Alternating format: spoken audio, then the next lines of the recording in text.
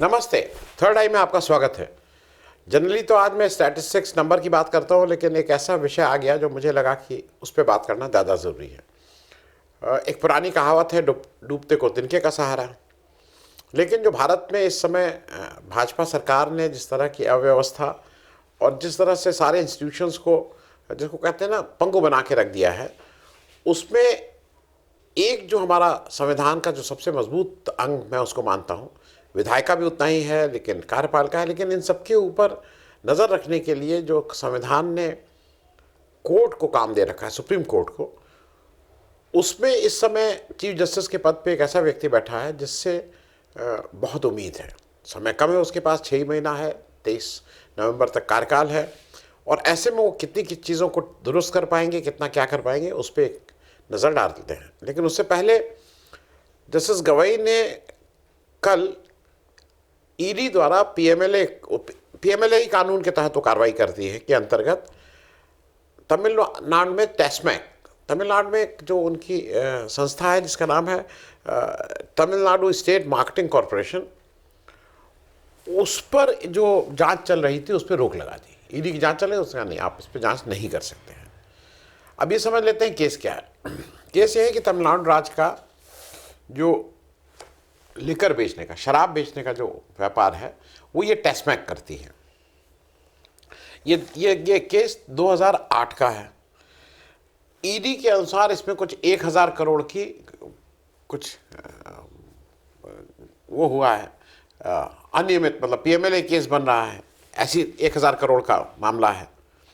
राज्य सरकार का ये है कहना कि हम इसमें 41 एफआईआर 2014 से 2021 के बीच ऑलरेडी कर चुके हैं और उसकी जांचें चल रही हैं अलग अलग स्टेज पे। अब ईडी ने क्या किया कि ईडी ने पूरे टेस्मैक को, पूरे विभाग को ही अभियुक्त बना दिया। आपने कभी ये सुना है? मतलब ये कुछ उस तरह की बात है कि अगर कोई चोरी कर रहा है तो पूरे गांव को हमने कहा कि नहीं, इस पूरे गांव के लोग इसमें अभियुक्त हैं। कुछ इस तरह का काम इन्होंने किया, तो पूरे सबको अभियुक्त बना के उन्होंने जांच शुरू कर दी। अब सारे एम्प्लॉयज़ से पूछताछ, रात में मैं किसी को बुला के, मतलब जब मन चाहे तब उनको बुला के पूछताछ, बेसिकली तंग करने वाली बात थी। महिला एम्प्लॉयज़ से भी पूछताछ, उनको भी मतलब हैरेस करने वाला काम। ईडी का काम मूल रूप से हैरेस करना होता है। अगर आप जितने भी देखे हों, चाहे वो राहुल गांधी का हो चाहे सुने, वो हैरेस करते हैं। मतलब हेमंत सोरेन के साथ क्या हुआ, अरविंद केजरीवाल के साथ, ये हैरेस करने वाले ये सारे लोग हैं कि आपको कितना मानसिक रूप से प्रताड़ित करते रहें। इस सब टेस्मैक के जितने एम्प्लॉयज़ हैं उनके फ़ोन ले लिए गए हैं, कंप्यूटर ले लिए गए हैं, उसकी फॉरेंसिक जांच करा रहे हैं, उसका क्लोन करा रहे हैं, उनकी सारी निजी जानकारियां अपने पास रख रहे हैं, उस जानकारी, मतलब ये सारी चीज़ें हो रही हैं। और इसी सब बातों को सुप्रीम कोर्ट में कल कहा भी गया, क्योंकि इस पूरी प्रोब के अगेंस्ट तमिलनाडु सरकार पहले मद्रास हाई कोर्ट गई थी। जो तमिलनाडु की हाई कोर्ट है उसको मद्रास हाई कोर्ट बोलते हैं। पहले हालांकि जब ये शुरू में तो ये केसेस लग रहा था, तब उन्होंने कहा था कि इसकी ट्रांसफ़र एप्लीकेशन कर दो, ये तमिलनाडु कोर्ट से मद्रास कोर्ट से बाहर लगना चाहिए, क्योंकि इस तरह के जज साहब लोग बैठे होंगे। जज साहब लोग, फाइनली तो चुनाव उनका होता है दिल्ली से, मतलब केंद्र सरकार उनका चुनाव करती है। लेकिन बाद में उन्होंने 4 दिन बाद उसको वापस ले ली थी अर्जी, और ये केस मद्रास हाई कोर्ट में चला। अप्रैल में उसमें इनके अगेंस्ट आ गया कि नहीं नहीं, ये जांच बंद नहीं होगी, बिल्कुल ठीक हो रहा है और ईडी की जांच चलने दो। अब उन्होंने जांच पे तो रोक लगाई नहीं। उसके बाद क्या हुआ कि तमिलनाडु सरकार और टेस्मैक, मतलब दोनों एक ही बात है, ये लोग सुप्रीम कोर्ट अपनी रिट लेके आ गए, मतलब एक अपील लेके आ गए कि साहब ये जो है वो गलत हुआ है, कानूनी पॉइंट के उसके ऊपर। कपिल सिब्बल साहब इनकी बहस कर रहे हैं, मुकुल रोहतगी टेस्मैक की तरफ से हैं, कपिल सिब्बल साहब शायद राज्य सरकार की तरफ से हैं, और उधर तो सरकार है ही, ईडी की तरफ से तो पूरा शासन है। अब तमिलनाडु की अपील पर जो चीफ जस्टिस हमारे गवई साहब हैं, उन्होंने तत्काल प्रभाव से कहा कि इस जांच पर रोक लग गई, और ईडी से इसके संबंध में कुछ जवाब मांगे कि भाई आप ये जवाब दीजिए, तब इस पर आगे हम कार्रवाई करेंगे। अब इन सब बातों के बाद जो ज़्यादा महत्वपूर्ण है वो जस्टिस गवई की टिप्पणियां हैं, जो कमेंट्स हैं वो ज़्यादा महत्वपूर्ण हैं। उन्होंने इस केस को जब सुन रहे थे और जब इस पे निर्णय दे रहे थे तो उन्होंने कहा कि ED is crossing all limits, सारी हदें, सारी सीमाएं ईडी पार कर रहा है इस समय, क्योंकि जैसे जांच, आरोप इंडिविजुअल के अगेंस्ट हैं। पीएमएलए जो कानून आया वो किसी इंडिविजुअल व्यक्ति के लिए आया कि भाई उसने हेरा फेरी क्यों, लेकिन ये पूरे विभाग को इन्होंने आरोपित कर दिया। पूरा विभाग, मतलब पूरा विभाग ये बंद हो जाए और ये उसकी जांच करते रहें, कुछ इस तरह का है।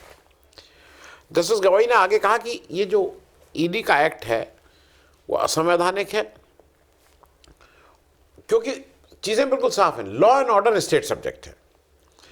स्टेट कॉरपोरेशन को टारगेट करके, ये जस्टिस गवई कह रहे हैं कि इस जो स्टेट कॉरपोरेशन है, टैक्समैक मतलब, उसको टारगेट करके ईडी हमारे फेडरल स्ट्रक्चर को कमजोर कर रही है।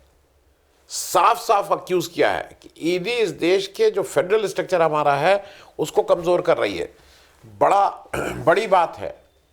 मतलब कोई ऐसा वैसा व्यक्ति नहीं कह रहा है, चीफ जस्टिस ऑफ इंडिया ये रिमार्क दे रहे हैं कि ईडी जो है ये हमारे स्ट्रक्चर को ही कमजोर कर रही है। तो ये लोग देश को मजबूत बनाने के लिए कि देश को कमजोर करने के लिए? पहला प्रश्न तो यही है, क्योंकि तमिलनाडु सरकार की जो बेसिक प्ली थी कि ईडी का जो काम करने का ढंग है वो पूरी तरह से राजनीतिक प्रतिशोध की तरह से काम करते हैं। वो बीजेपी सरकार के किसी फ्रंटल ऑर्गेनाइजेशन की तरह एक इनसे पॉलिटिकल, हमें वो प्रतिशोध लेना है, उस तरह से काम करते हैं।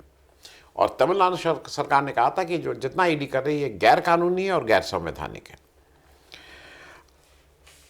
ये भी तमिलनाडु सरकार आके यहाँ पे प्ली किया है कि भाई 7 महीने बाद तमिलनाडु में इलेक्शन है, उसको ध्यान में रख के भाजपा सरकार ये सब करवा रही है। और ईडी उसमें, जैसे पास्ट में भी देखा गया है कि हेमंत सोरेन वाले केस में जब वहाँ इलेक्शन था तो हेमंत सोरेन को जेल में डाल दो, अरविंद केजरीवाल को जेल में डाल दो। ये ईडी बिल्कुल भाजपा के फ्रंटल ऑर्गेनाइजेशन की तरह काम करती है, इसमें कहीं कुछ नहीं है। तो उस 7 महीने के बाद के तमिलनाडु में होने वाले विधानसभा इलेक्शन को ध्यान में रख के बीजेपी की जो केंद्र सरकार है वो डीएमके की सरकार को की इमेज को खराब करने के लिए, डिस्क्रेडिट करने के लिए, वो होता नहीं कि अरे ये कुछ नहीं, ये कुछ नहीं, हर एक को गाली देने लगो। वो तो सबको गाली देते हैं ना, जो उनके मन मुताबिक नहीं उसको गाली दो।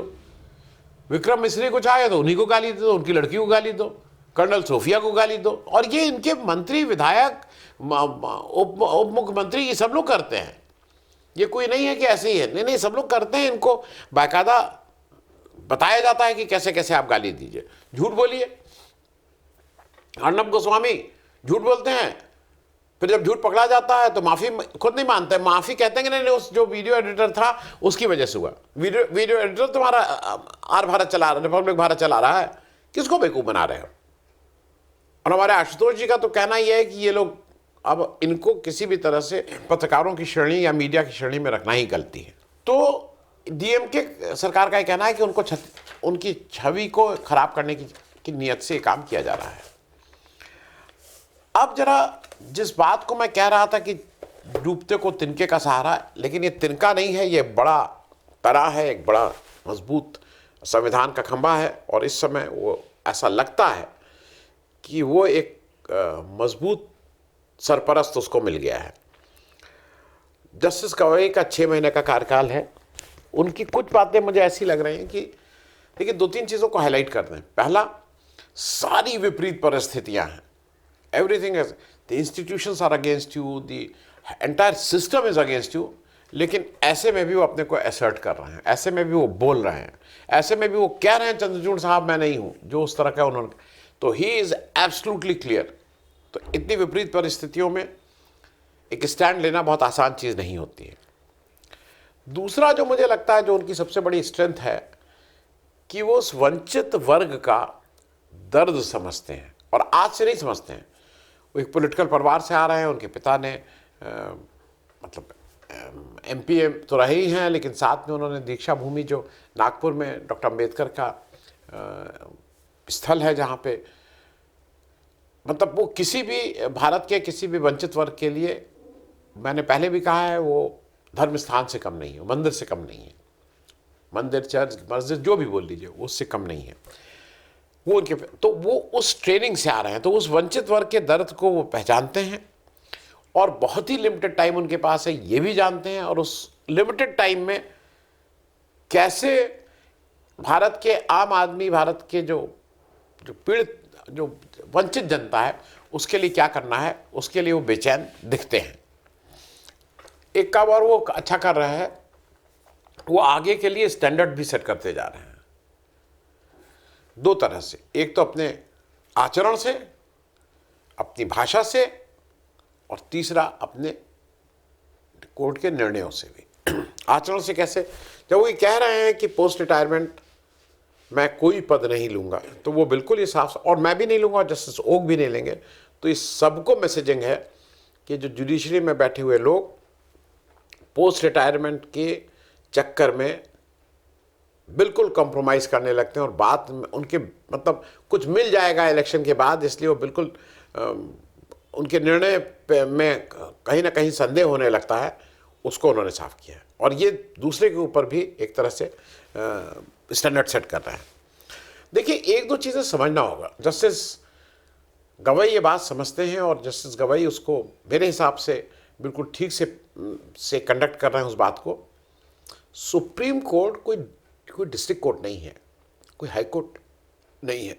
सुप्रीम कोर्ट के जो मुकदमे होते हैं वो संविधान को मद्देनज़र रखते हुए होते हैं, और वो चीज़ें नज़ीर बनती हैं, वो साइटेशंस बनते हैं।